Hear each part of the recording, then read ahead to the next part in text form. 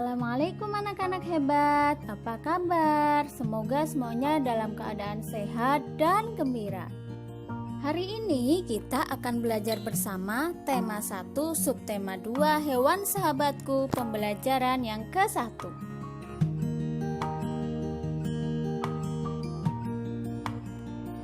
Anak-anak hebat, siapa yang suka ayam bakar dan ayam goreng?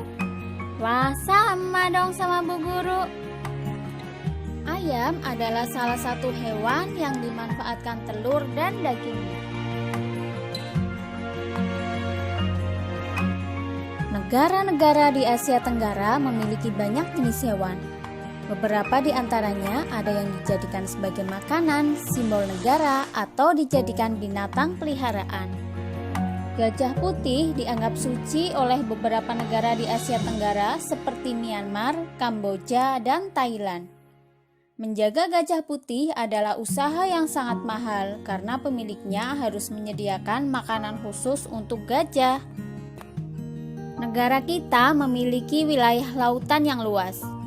Di dalam lautan Indonesia tersimpan potensi perikanan yang cukup besar, salah satunya adalah ikan tuna. Ikan tuna banyak dicari oleh negara lain seperti Jepang, Amerika, dan Uni Eropa. Anak-anak hebat, ini adalah burung takur. Burung takur hidup di Malaysia. Burung takur adalah burung yang dilindungi oleh negara. Anak-anak hebat, tahukah kalian jika hewan-hewan tersebut memiliki cara yang berbeda-beda untuk berkembang biak? Dengan berkembang biak, hewan dapat melestarikan jenisnya agar tidak punah.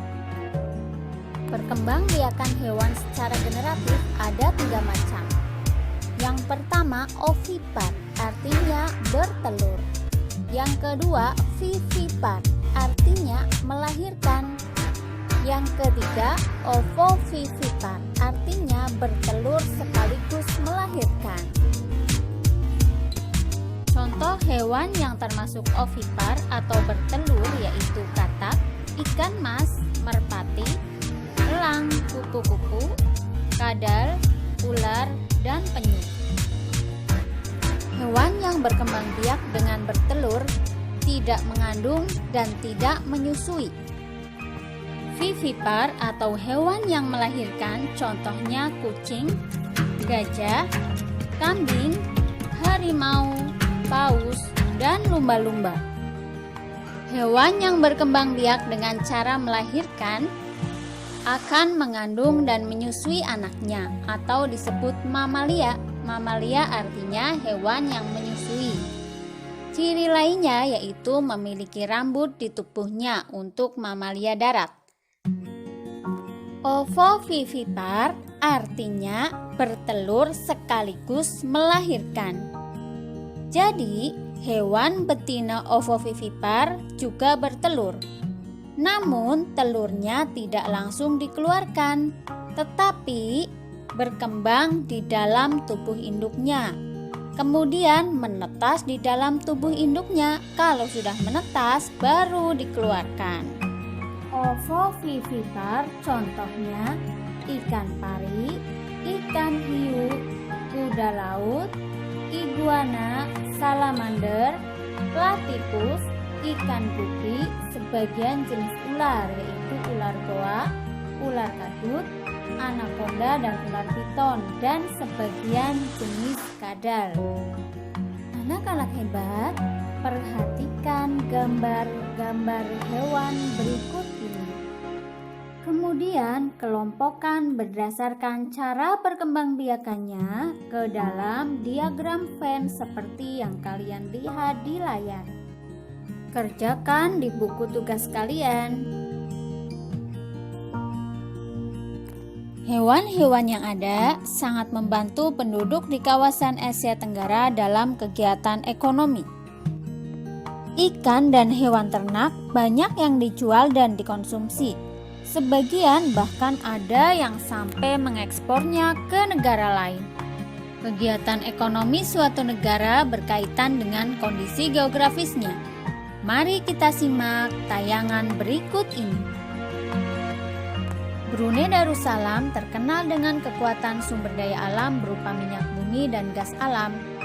Brunei memiliki pendapatan per kapita tertinggi. Filipina mengandalkan sektor pertanian. Beberapa hasil pertanian diekspor seperti padi, kelapa, gula, dan nanas. Indonesia memiliki sumber daya alam yang sangat kaya. Beberapa yang diekspor yaitu minyak dan gas bumi, tekstil dan produk-produk dari kayu. Pertambangan dan pariwisata juga menjadi andalan Indonesia.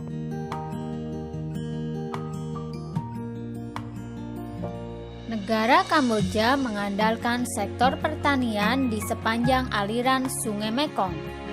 Hasil pertaniannya adalah padi dan karet. Negara Laos juga mengandalkan pertanian di sepanjang aliran Sungai Mekong. Kegiatan ekonomi utama penduduk Malaysia adalah di bidang pertanian, pertambangan, dan perindustrian. Ekspor Malaysia mengandalkan peralatan elektronik, minyak dan gas bumi, produk dari kayu, minyak sawit, karet, tekstil, sepatu, dan bahan-bahan kimia. Kegiatan ekonomi penduduk Myanmar meliputi pertanian, perkebunan, dan pertambangan. Myanmar merupakan salah satu negara penghasil padi terbesar di Asia Tenggara. Singapura merupakan negara paling maju di kawasan ASEAN. Letak Singapura sangat strategis dan menjadi negara transit teramai di Asia. Thailand disebut sebagai lumbung padi Asia Tenggara karena padi merupakan hasil pertanian terbesar dari negara Thailand. Selain itu, perkebunan, kehutanan, pertambangan, dan industri juga merupakan kegiatan ekonomi penduduk Thailand. Pariwisata menjadi penghasilan utama bagi negara Thailand. Kegiatan ekonomi negara Vietnam meliputi pariwisata, perhotelan, restoran, dan juga transportasi. Pada subtema 1, kalian sudah memilih 2 negara ASEAN yang dibandingkan dari sisi kehidupan sosial budayanya. Nah, sekarang 2 negara tersebut kalian bandingkan lagi dari sisi kehidupan ekonominya. Silakan kalian bandingkan kehidupan ekonominya dan buatlah dalam bentuk diagram Venn seperti yang tertera di layar. Anak-anak hebat, guru akan membacakan sebuah teks laporan. Tugas kalian adalah menuliskan ide pokok dari paragraf 1 dan paragraf 2. Simak baik-baik ya. Bebek. Bebek adalah unggas yang hidup di darat tetapi menyukai perairan. Penduduk Indonesia banyak memanfaatkan daging dan telur bebek untuk kebutuhan sehari-hari. Paragraf 2. Bulu bebek tidak pernah basah meskipun ia berenang dan menyelam. Hal itu karena bulunya memiliki kelenjar minyak.